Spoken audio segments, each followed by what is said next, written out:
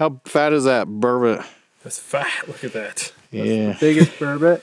That's the fattest stomach I've seen.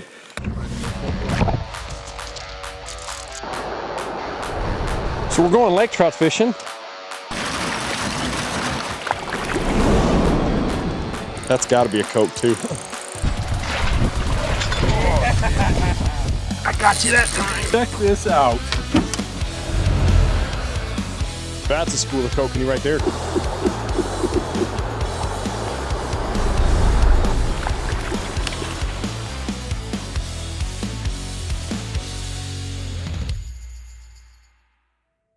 Hey guys, in this episode we're talking about ice fishing for burbot. We're going to give you every detail and technique that I can think of. Burbot are a must kill in Flaming Gorge, so we want them out, or at least to suppress them as much as we can. I'm headed over to Colton's warehouse. Let's go.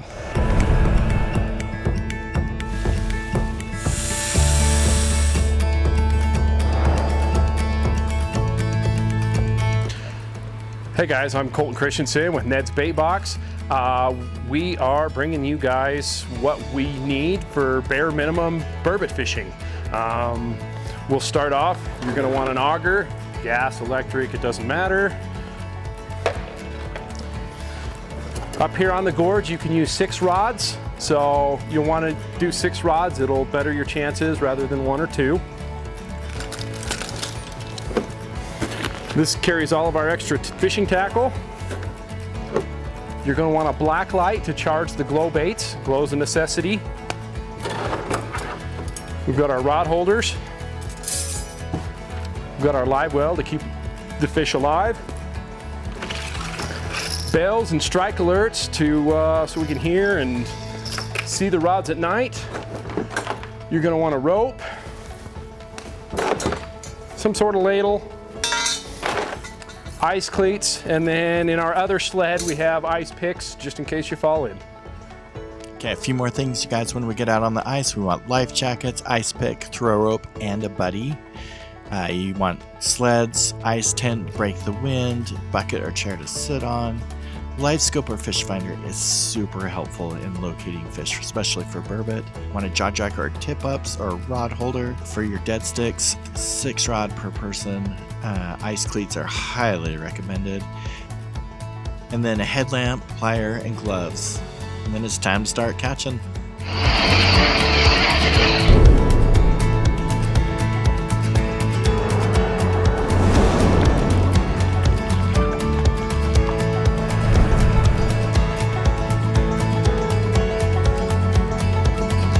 We'll start out with our ling dingers and our 4-inch grubs. These are soft plastics. We like to tip them with a glow jig head. And we fish a lot of these dead sticks. So basically we just drop them down to the bottom, reel up just a couple inches is all, and just leave them there. So 5 of our rods that we fish with per person is basically a dead stick rod with soft plastics on there. So that's how we fish these. And then our other favorite lures is either our pat bomb or banana spoon.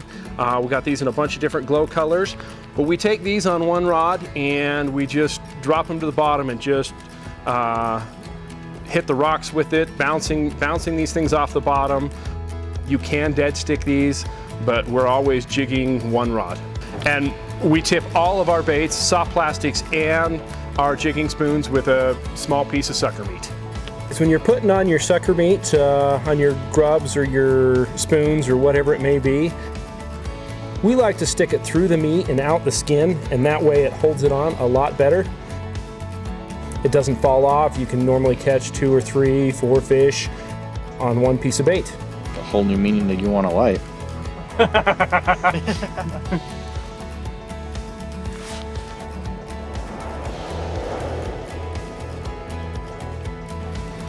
Hey guys, when you're fishing 6 rods, here's how we like to keep track of them in the dark.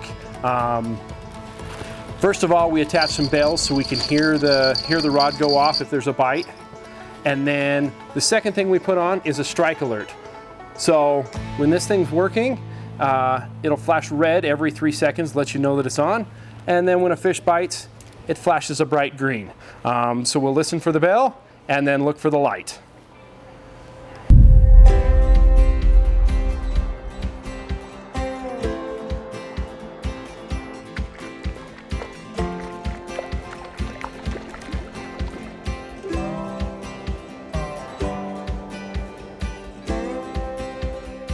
How fat is that burbot? It's fat. Look at that. Yeah. That's the biggest burbot.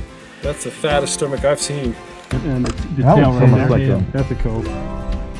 That's a. Hey, that's one of those fish we couldn't identify. That looks like a small one. Shape wise. Crawdad. That is an eating machine, that boy. That's it. Let's talk about their diet first. Burbot are one of those species, if they can eat it, they're going to eat it. That doesn't mean that they don't have their preferences, though.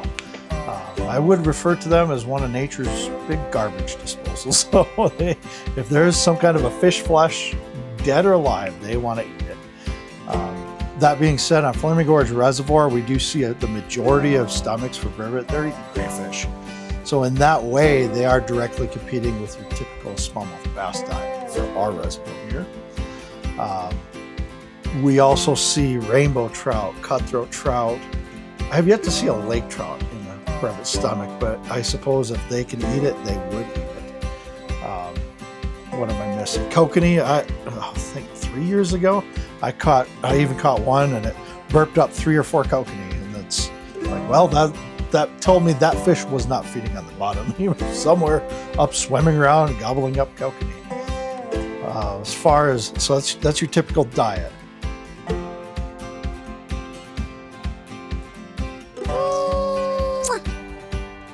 For me, this is the most important part about burbot, is just finding them. You need a map or an app. We have a location map linked in the description. LiveScope or Fish Finder is super helpful. Burbot love to hide in the rocks, which leads us to the next step, which is finding rocky structures similar to you would find smallmouth bass, and then looking for drop-offs, so going from shallow to deep. Let's go back to Brian and Engelbert to talk about what parts of the lake hold the most burbot. Looking at this slide in this line chart, you can see we've got different lines here. And this looks confusing at first, but you look at your legend, you got basically the 3 different regions of Flaming Gorge Reservoir represented. The inflow section, which is up there around where the Black Fork comes into the green, at the head of the reservoir. The open hills, which is the middle section, getting down toward where it comes down to the Boar's Tusk. That's where the canyon reach starts, is the Boar's Tusk downstream to the dam. So you kind of got 3 different, we've subsetted these into 3 different sections for the reservoir, and then there's an overall trend for the lake. The overall trend is probably the most meaningful one that you should take home. But the difference is, one thing you can tease apart, though, looking at this chart, would be the inflow is where we have our highest catch per effort. We pretty much, let's see if I got any exceptions. There's 1 or 2 years where we might have caught a few more. Boy, it's darn close though in the open hill section, but the inflow, looking at it, just consistently catches more burbot.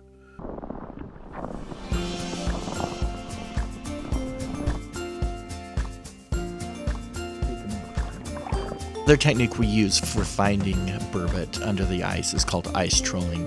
What we do is we pre-drill 10 to 20 holes, starting at shallow to deep. So maybe the first hole is 5 feet out to 50, 60 feet, and then just every 10 feet or so, 20 feet or so, to find different depths. And then we're gonna move our jigging rod until we find those fish. And then when we're jigging, there's lots of different styles. Jigging, kind of do your own thing, find a rhythm. I kind of break it down. There's the real subtle jigs where you're just kind of twitching it, barely moving that rod. Another great one is to jig them sharply. So you have a quick up and down motion, maybe a little bit more frequent. When that line stretches, you're basically setting the hook. And then there's the big jig, so you're really lifting it off the bottom and letting it drop back down. Cooler's quarter full. We're gonna add to it right now. We're setting the hook high and hard. Just hit them as hard as you can. Oh, and I missed mine. Oh, I got mine. Nice.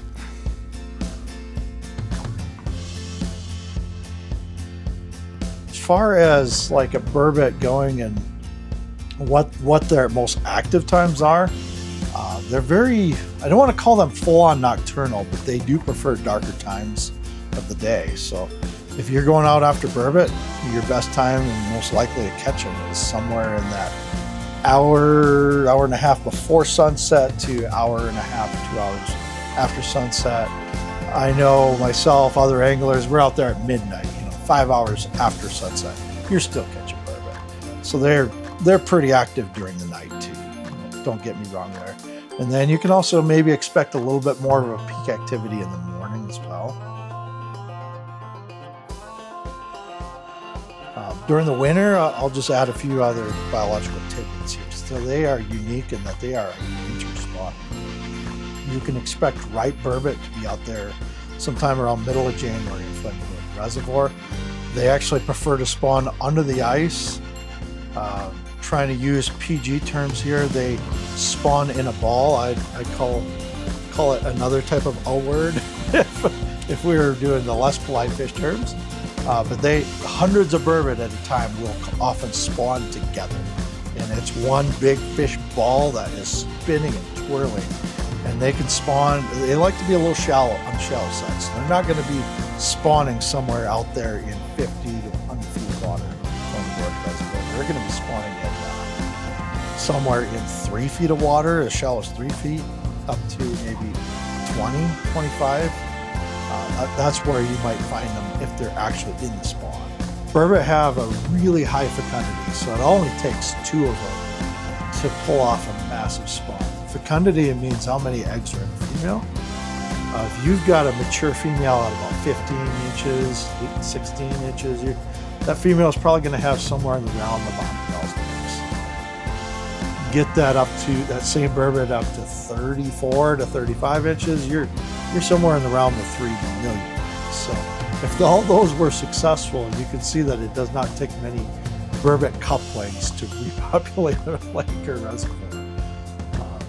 So that's one reason why we are always on the lookout to try and do some population suppression on them. One of the best ways to suppress burbot here on Flaming Gorge is to participate in the annual Burbot Bash. This event happens the last full weekend of January each year. Last year we had 800 participants, 5,000 plus fish caught, give away 55,000 in gear, cash, and prizes. If you're in it to win it, here's one final tip from Colton to help you win the Burbot Bash. Burbot Bash states in the rules that all burbot must be dead but fresh. And to do that, we use the clam fish well. This is their 9-inch. They also make a 7-inch. And on this, you just drill a 10-inch hole, put this in there, it floats, you drop your fish right in there, and it keeps them basically alive all night. When we get off the ice between 10 and midnight, we'll take this, dump it in a cooler, and check in our fish the next day, but it keeps the fish from being frozen solid. They don't like to see that. This series is made possible by Utah Tourism and the Flaming Gorge Chamber of Commerce.